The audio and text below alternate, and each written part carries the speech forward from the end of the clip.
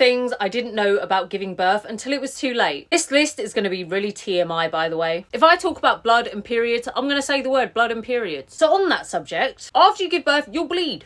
A lot. Why did I think it would just be like a period? By the way, for context, this is coming from someone who, one, I had a baby at 17, so I was just naturally naive and stupid. I didn't really know anyone that had ever given birth. The only person that I really knew who had given birth was my mum. But me and my mum didn't have that relationship where we could talk about that kind of stuff. One, I was in foster care at the time. And two, even if I wasn't, we just did not have that relationship. I don't ever remember her talking to me about puberty or sex or contraception. That's probably why I got pregnant at 16. But anyway, and I'm also someone who gave birth without pain relief. Not by choice.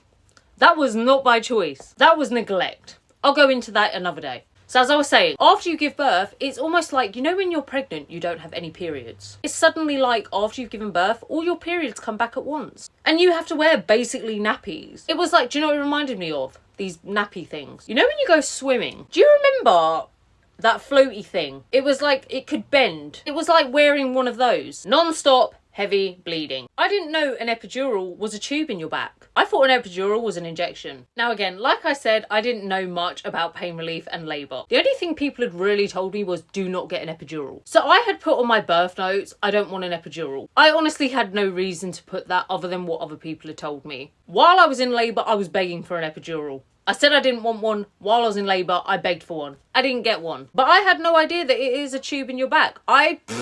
So when I was begging for an epidural, I thought I was begging for an injection in my arm. I didn't even know what I was begging for. Stupid. I didn't know you give birth to the placenta. I thought the placenta, I knew what a placenta was. I knew it existed. I thought it just came out with the baby. I didn't know that the baby comes out first and then you have to have an injection to get the placenta out. So you know I said I gave birth without pain relief, not through choice. The midwives who had been denying me pain relief had the nerve to ask if I wanted pain relief while they gave me the injection to get the placenta out. I told them to go f themselves. So yeah, you give birth to the placenta. I didn't see it, I didn't look, but I've googled since. They're massive. Ugh. I didn't know that while you give birth your vagina can tear. I was one of the lucky ones. Well, I didn't feel lucky at the time. My daughter was £5'10". She wasn't premature, she wasn't too early, she was just really small. And at the time I was really worried. But she's 5'1", like she's nearly taller than me. I thank God every day she was £5'10". That's why my vagina didn't tear. I had grazing, but it didn't tear. Another obvious thing that I never thought about was how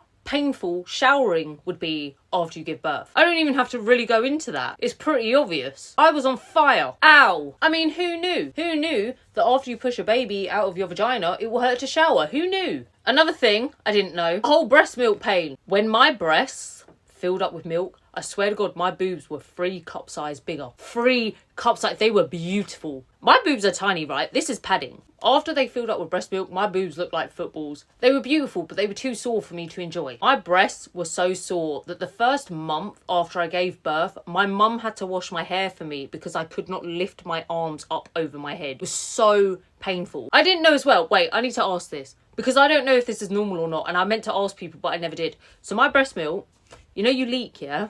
I wore these breast pads. So, you know, when you leak, the breast pads, they absorb the milk. On these breast pads, it always looked orange. The liquid looked orange. And I always meant to ask if that's normal. I meant to Google it. As soon as I post this video, I'm Googling it. It sometimes looked orange. Not always, but sometimes it looked orange. And I don't know what that means. I was eating real healthy when I was pregnant and after I gave birth. I wasn't drinking alcohol. I wasn't doing anything. Sometimes it looked orange. Another thing, after you give birth, the first time you stand up, it feels like everything's gonna fall out. I was so scared the first time I stood up after I gave birth. It felt like my lungs, my kidney, my heart were all gonna just drop back out my vagina. Like I actually panicked and turned to the midwife, explained how I was feeling and was asking, is this normal? I felt like an Easter egg. I just felt hollow and empty inside, like everything was gonna fall. Which of course is normal because there was a whole ass baby in there that's not in there anymore, but everything felt like it was gonna fall out. This is what it feels like when the baby comes out of your vagina. It might be different for everyone. And again, I don't want to keep bringing up the fact that I gave birth without pain relief, but it was the most traumatic experience of my life. So I'm going to keep bringing it up. This is what it feels like.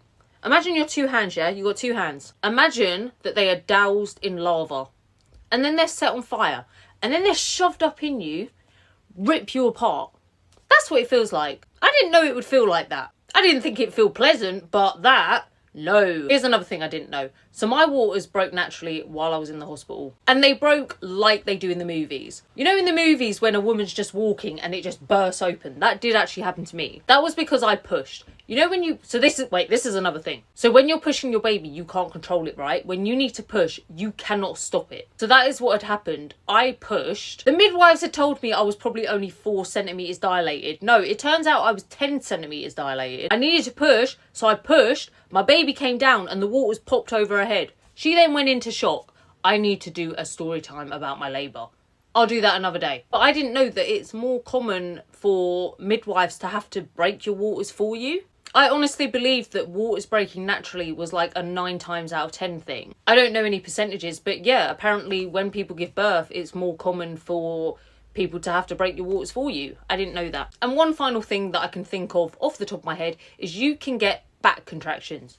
My contractions started in my back. I didn't know that was a thing. My only understanding of contractions that I knew before I went into labour was that they were just like period pains but a little bit worse. For a few hours they were in my back and then they spread to my front, but they stayed in my back as well. So the minute a back contraction would stop, a front one would come on, and then the back one would come on, and then the front one, and that probably blew my mind the most. The back contraction thing. That was something I was not prepared for. Anyway, that's my list for now. I'm sure I will think of many more things.